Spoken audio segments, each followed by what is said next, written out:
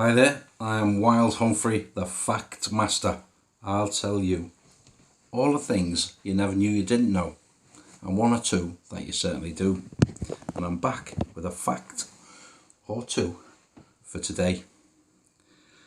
Now, the 100 Years' War was fought between England and France. And it started in 1337 and finished in 1453, which is clearly 116 years. But you know what these historians are like? They just call it the 100 Years' War because it sounds so much better. And it started when Edward III declared war on Philip of France because Philip had stolen some of his land and wineries. So Edward was losing money. Now, Edward III, he'd been born in the year 1312 on November the 13th. And as he grew up, he watched his father, Edward II, being dominated and eventually murdered in the most brutal way by his own mother. She also took a lover.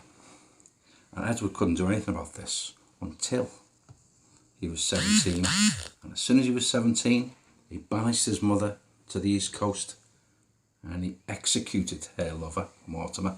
That was the end of both of them. He wasn't going to be the king that his father was. This guy was a warrior. He was going to have what he wanted, when he wanted, and he was going to make England great. And one thing he didn't like was paying homage to the French. So as soon as his cousin did this, that gave him all the excuse he needed to declare war. The only problem was that when he declared war, he didn't really have an army to take to France to fight them.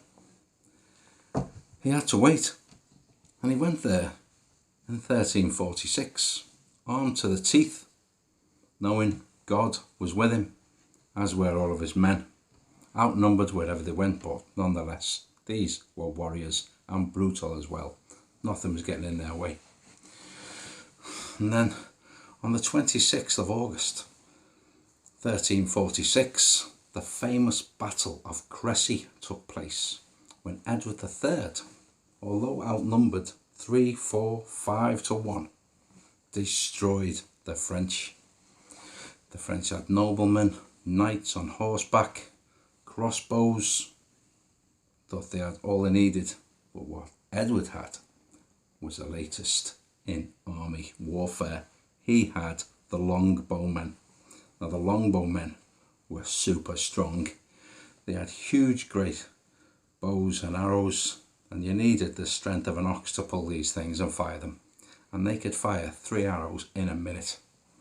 Crossbow would do 1 arrow every 3 minutes. So they slaughtered the French on the battlefield, and all the French did was run over each other as they were getting mowed down by all the arrows that came out of the blue. They were gone. The day went to Edward, a famous victory at Crecy, and he started to get some of his land back. But at that battle, Edward, not only had he taken all his men, he'd also taken his young son. His young son was 16 and he was known as Edward the Black Prince. Now, Edward the Black Prince had been born on the 15th of June 1330. So Edward III knew he had a son and heir, and after Crecy he knew he had a warrior, someone worthy of the crown of England. And at the end of this battle at Crecy, the Black Prince, as he was known because he always wore a black armour, he picked up a feather from the crown of the dead king of Bohemia and says to his father, holds it up and says, this feather says, Ich dien, which you probably know is German for I serve. He was telling his father, whatever you want me to do, I'm ready to do it. And from then on his shield, he put the 3 feathers, because he was the Prince of Wales.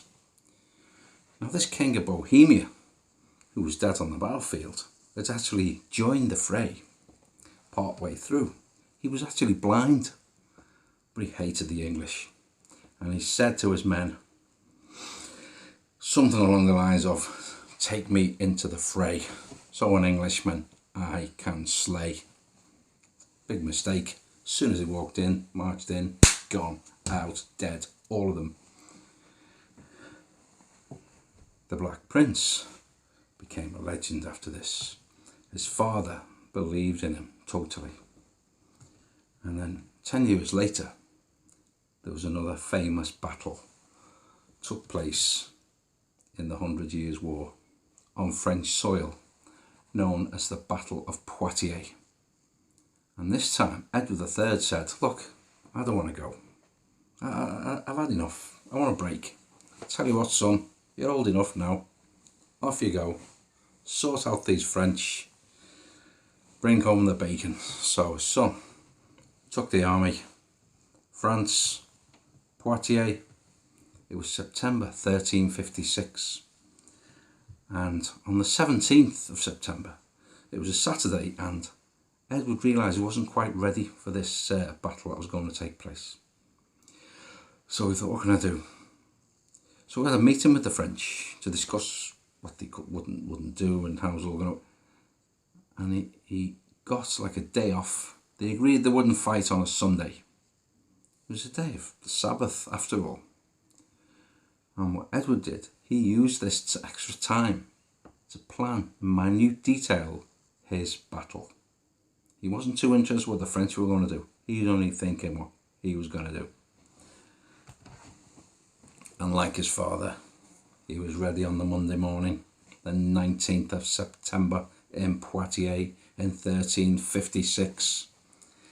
And he looked out, and to see the French, thousands and thousands of them coming out and carrying what was known as the Oriflamme.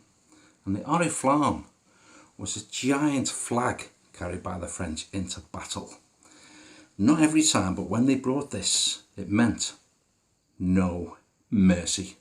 Whoever faced them on that battlefield faced only death, nothing else. No matter what they did, they were going to kill them. So Edward knew this, of course, but he wasn't put off. He was his father's son after all. He was the Black Prince, and he wasn't having any of this nonsense Oriflamme stuff. He was a member of the Order of the Garter, which had been created by his father in honour of St. George.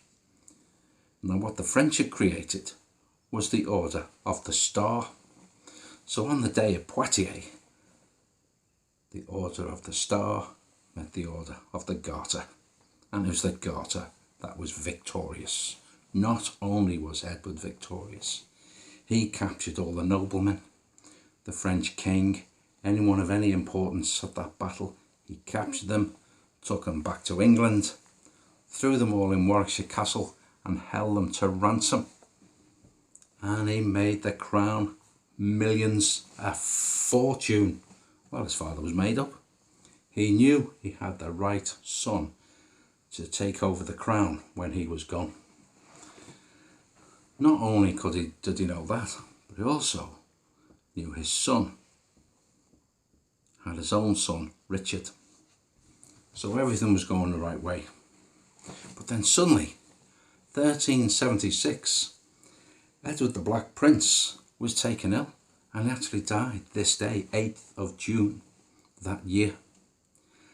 Meaning his only son, Richard, became heir to the throne, and he was still a boy.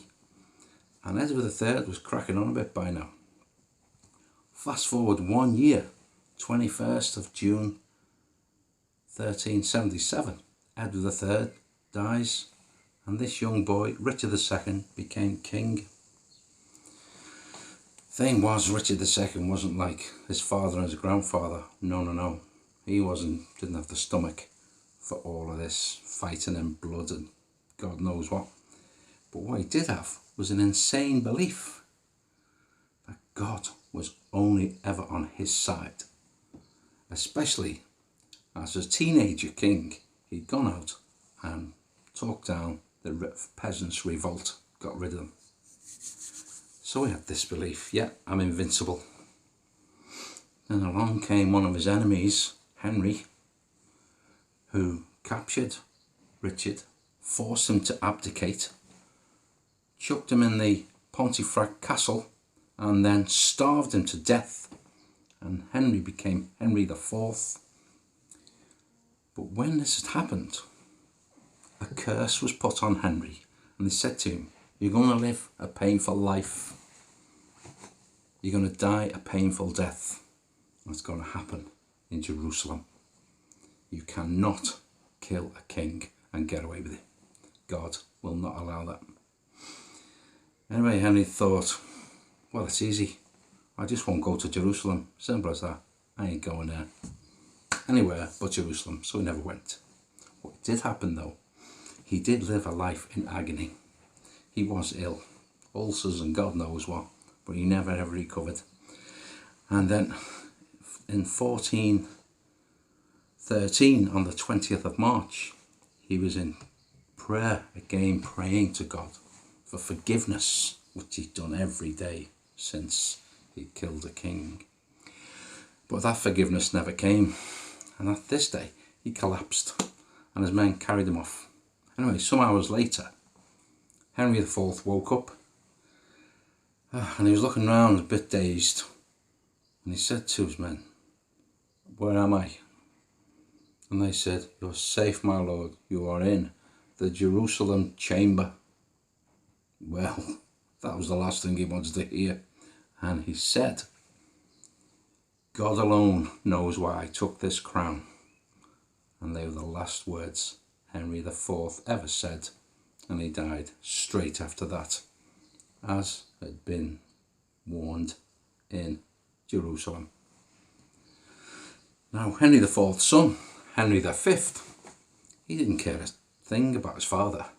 He wasn't bothered if he was dying or not. He wanted to be king, and he was going to be a warrior like some of these other guys he'd heard of before. And he'd been trying the crown on, giving it all, yeah, this look suits me, good, yeah, I'm ready to be king. Crown King thought, I know, the people knew my father shouldn't really have taken that crown the way he did. What I want to do, I need to do something to make people believe and have faith in me. And he thought, I know. Restarted the 100 Years' War over to France, the famous, most famous arguably of all the battles in the 100 Years' War, the Battle of Agincourt. Henry V, vastly outnumbered, destroyed the French as Edward III and the Black Prince had done. And Henry V became, well, the greatest king ever. The people fell in love with him instantly. He done what hadn't been done for a long time. Now, unfortunately for Edward V, his reign was short. His famous Agincourt battle, 25th of October 1415, was his finest hour. But he only lived another 7 years after that, when he died on the 31st of August 1422. And he left behind a son, but his son was only 9 months old, and neither the father or the son had ever met each other. And his son, of course, was also Henry, and he was Henry VI, and that's another story altogether. So I'm going to leave it with Henry V. But this story has been a picture of the 100 Years' War, the strength of Edward III, the determination and firepower and anger of Edward the Black Prince, and the success of Henry V, the death of Henry IV. But the Black Prince was the prince who never became a king, and that is a fact. Thanks very much for watching. I'm Wild Humphrey, the Fact Master. What I tell you is from up here. That's a fact.